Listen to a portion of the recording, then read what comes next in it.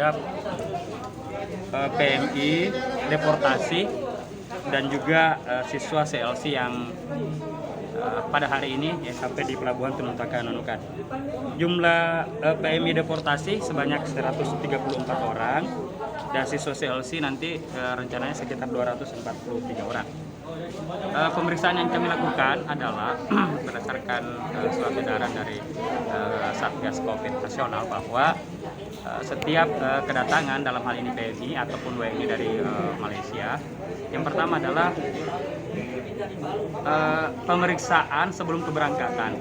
Nah, yang sekarang ini adalah bahwa mereka sudah melaksanakan pemeriksaan antigen, swab antigen di Malaysia dan hasil negatif. Lalu kemudian di Nunukan, di kedatangan kita juga melakukan pemeriksaan screening, ya. Screening sekaligus pengambilan sampel untuk pemeriksaan tes PCR. Tes PCR, lalu kemudian nanti akan para deportan dan juga siswa CLC ini juga nanti akan menjalani karantina ya selama beberapa hari nanti di tempat pengkarantinaan.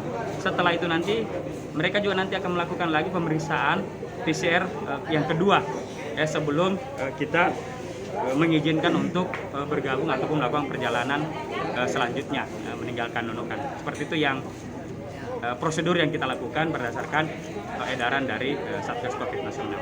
Kenapa bisa dilakukan 2 kali, Pak? Yang pertama ternyata pengalaman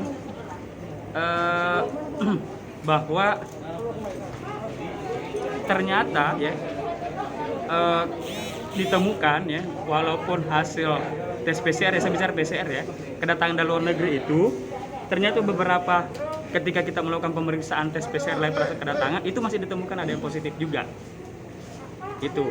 Yang kedua, setelah menjalani masalah karantina, ternyata setelah di tes PCR ada lagi yang masih positif. Sehingga memang tes screening yang ketat dan berlapis ini tetap harus kita jalankan seperti itu untuk lebih mengurangi ataupun memperkecil kemungkinan penularan pada masyarakat.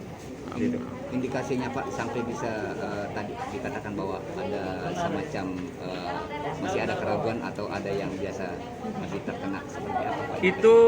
Itu berdasarkan presentasi dari Pak Doni kemarin ketika beliau berkunjung ya di kunjungan di pertemuan Satgas Covid di Nunukan dan Kaltara.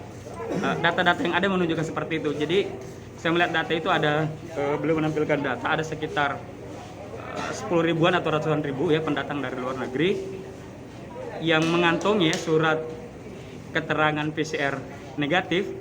Ternyata itu masih ada sekitar 1000-an yang ketika diperiksa ternyata hasilnya masih positif ya. Terus setelah menjalani masa karantina itu masih ada sekitar ratusan lagi yang kemudian ternyata positif lagi.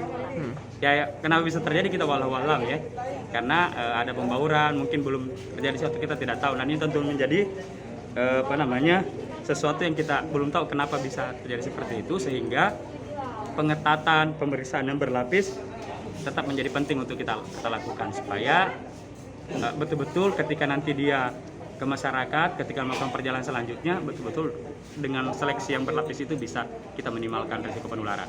Apa ada pengaruh terkena di tengah jalan Kak Pak? Kita tidak tahu ya, karena tentu ini banyak mekanismenya ya, ada cara pengambilan sampelnya, banyaklah hal-hal yang tentunya masih memerlukan pendalaman. Makanya misalnya pada saat pengkarantinaan, memang protokol kesehatan itu harus tetap kita jalankan walaupun orang ini sudah PCR-nya negatif, sudah antigennya negatif, sudah dikarantina, itu tidak boleh mengendorkan ya pelaksanaan protokol kesehatan. Karena kenyataannya, faktanya, datanya masih ada yang bisa kemungkinan positif di karantina itu. Tadi disebutkan katanya mau di karantina Pak. Itu nanti karantinanya berapa hari? Kita nanti kalau PMI itu kita mengkarantinanya itu 14 hari dan kalau untuk siswa ataupun non PMI kita melakukan pengkarantinaan 5 hari di Rusunawa. Terima kasih sudah nonton. Jangan lupa like, subscribe, dan share ya.